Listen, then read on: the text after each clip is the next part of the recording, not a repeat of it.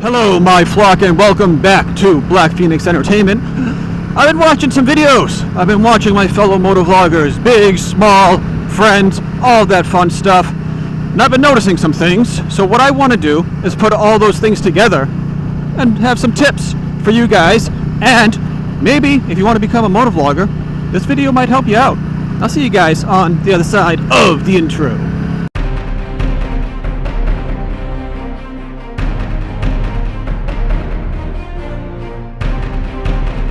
So I'm going to split this up into a couple pieces just to make it easier to, watch through it and to kind of understand where I'm going here. Things not to worry about and things to worry about. I think that's the easiest way to do this. Again, if you're not a motovlogger or you're thinking about becoming a motovlogger, I think these will help you out anyways. And if you're currently a small motovlogger, smallish channel, I consider myself still a smallish channel at the amount of subs that I'm at right now. I can still help you out, and it might give you some hints to grow your channel up a little bit more. So I'm going to mention two things together. They're kind of on the opposite sides, but they go together, and it's worth mentioning them together as the first thing that I talk about. Cameras and technology and all that stuff that you use to motovlog, and of course the content that you're motovlogging on, what you want your channel to be. When you start out, or if you're a small channel, don't worry so much about the tech. As long as you're 1080p or even 720, depending on what you're doing, just starting out, getting your feelings out, feeling out YouTube and all kind of how you want to make your channel, basically, that should be just fine. Yeah, so when you're just starting out, don't worry about sinking a ton of money into 3, 4, 5 cameras, 360 cameras, the newest GoPro that costs $1,000, all that stuff. Find some used stuff. Find something that works for you, something simple, especially if you're not tech savvy. Maybe something that doesn't have all these extra adapters and things like that. Do your research, find what works for you. Buy used, maybe buy off another motovlogger or something that's selling some stuff. That's fine. Don't worry about it. All right, so now you're asking yourselves, all right, Mr. Black Phoenix, why did you mention content technology? Technology. Today, Junior? Together.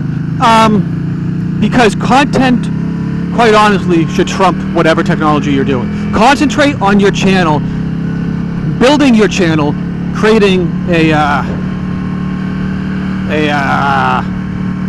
identity for your channel, and feeling out what really your channel's all about, your content. Because think about it. Why spend thousands upon thousands of dollars on all these cameras and all this stuff if you've got no content to put out, if you don't have a channel identity, if you don't really know the direction that you're going in? Maybe that equipment you bought just doesn't work. So, worry about the content. Another thing that you shouldn't worry about, which it's a double-edged sword because you're trying to grow your channel, but really don't stress yourself out about the numbers. Diving deep into those analytics on YouTube and all that stuff, and watch time and how many people watched minute 3 to minute 4 and stuff like that, not a huge deal. It really isn't. I very, very rarely look that deep into the analytics. The numbers that matter to me, the ones that I look at, views and subscribers. That's it. That's all I care about. I just want to know, am I reaching people, and how many people am I reaching with my channel? That's really where you should start out. And it's one of those, if you build it, they will come type things. Don't worry about it. Don't stress yourself out about it. Keep concentrating on the content. Don't focus entirely on the numbers, and then one day you're going to wake up and the numbers are going to be there. Another thing that kind of goes along with all of that, do not worry about making money on YouTube. That's a whole nother vlog in and of itself. I've actually done a vlog like that. You can check these out up here. Don't worry about sponsors. Don't worry about merch or anything like that when you first start out, because it's hard enough to start a channel, let alone trying to show some wares, be like, oh, buy this shirt, buy this, whatever, if you're trying to get people to watch the channel in the first place, if that makes any sense. I don't know. I'm just rambling. What do I know? I'm going to tell a little personal story here. Yes, I have a, I guess you would call it an ambassadorship with Lunafide. I can sell their products, their apparel and stuff like that. give you guys a discount code. You guys can save some money on that, and I get a little bit of a return on that. So that is a good deal. Buy the merch! I was actually generally surprised that I got that. I had reached out to a bunch of other companies. I'm just like, hey, you know, I'm this 3-wheel channel doing that. You know, I had this whole thing written up basically. I'm like, hey, this is what I'm sending out to companies. See what happens. I did send out to Icon. That was one of the biggest ones. I even did a photo shoot. I paid for a photo shoot specifically to send really good pictures to Icon. Like, oh yeah, I'm gonna nail this. No, absolutely nothing. So do not worry about stuff like that. Very, very rarely will you get a huge sponsorship right out of the gate. And I'm not gonna mention any names, but sometimes, you know, it happens, but you don't want to be labeled as one of those corporate channels, trust me. And the last thing I'm going to talk about not worrying about, don't worry about it in general. Have fun with it. This is supposed to be stress-free. We do this as a hobby. It's supposed to be fun. Do not worry about it. Oh, one more thing about not worrying about. Be yourself. Don't worry about who you are. Don't worry about trying to act a gimmick or play a gimmick, unless that's your channel. Unless you're really like scripting out everything and you're playing a gimmick, you're playing a character. That's fine. That's a whole totally different deal. But if you're generally motovlogging like me and everybody else that I know in our little group of motovloggers here, just be you. Don't worry about it. You don't talk perfectly. You know, you're going to stumble over words. You're going to do stuff like that. It's fine. It makes it natural and it makes it real. So don't worry about it. Alright, so now we can talk about the things you do want to worry about. And I'm going to start literally at the beginning. I've been watching some smaller channels and you're just starting out, and just some tips here. Don't take this to heart, don't take it personally, don't threaten to stab me, and you know, stuff like that. Intros. I've noticed both sides of the spectrum here. Some people have zero intro whatsoever. You just start in, cold open, just boom, you just start vlogging. You know, at second 0. Other guys, you've got like 30 to 45 seconds, sometimes like a minute-long intro before you even get to the video. That is too much. You can cold open. I cold open this video without anything. As long as you mention, I will, you know, something like, oh, after the intro, or, you know, something like that. Few seconds or whatever to get people in. They're like, oh, that's what this video is about. Hit your intro, then go into the rest of the video. Playing 45 seconds of an intro for a brand new viewer, not knowing anything about your channel, they just clicked on the title of the video, whatever, and then they're like, alright, where's the video? Because people have short attention spans. My opinion and my advice to anyone out on intros, I would say on your regular, average, everyday motovlog, no more than 15 seconds for an intro. I think mine's about 10. Really, I finally found something that was kind of short, to the point, like boom, you know, throw some music in there. You're good to go. Now, special videos, events, stuff like that, yeah, you can get away with something else, but your everyday average motovlog intro should be fairly short. Now, on the other end of the video, outros. I have seen some channels that just do nothing. They're just like, oh, end of the video, whatever. It's done, bye. And it just like clicks, like fades to black.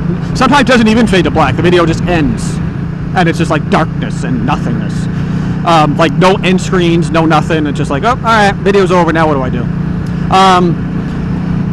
And sometimes, I can't say that I've seen a huge, long, drawn-out outro, really. So I don't even think that's a thing. I think it's more of just like bonus footage and stuff like that, or, you know, you just keep going. I do bonus footage sometimes myself. End screens, though, you do want end screens. You want at least a subscribe one, and then at least one square for like, hey, click on this next video or whatever. I do the two. I've got that specialized end screen that you see at the end of my videos for Blackphoenix Entertainment. So you see it like, oh, it's the end of the video, it's Blackphoenix Entertainment. You got that cool space stuff going in the background. And then it gives you a couple options for some videos. And then you got the subscribe right in the middle, and there you go. And I can tell you that works. That's one of the things the analytics will tell you. How many people clicked on next video, or how many subscribes you get from people clicking on that. That is something that works. So, yes, alright, I admit it. I dabble in the deep analytics sometimes. Something else that you should kind of worry about is little flashy stuff that comes up on the screen, like subscribe or like little leave a comment. Just little things that pop up on the screen occasionally. that just kind of engage the viewer a little bit, you know, because they're just watching, you know, footage of you on the bike or seeing where you go and stuff like that. You got a little random pop-up or something like that, come up like, oh crap, I like this video, I should subscribe to this guy. Video length. Yes, you should definitely worry about video length. My opinion, 8 to 12 minutes is the sweet spot. I do have videos that go over that. A lot of them are the specialized videos where I'm talking about IT or pro wrestling or some sort of really ingrained subject that has a lot of matter to it that I'm talking about. But in general, you really want to keep it between 8 and 10. 15's okay depending on the subject, but you want to make sure that it's not just like filler. You're not just like talking to talk, or you're not just like throwing stuff in there just to make a video long. Like if it's 15 minutes of like legit stuff and engaging stuff, then hell, make your video 15 minutes long.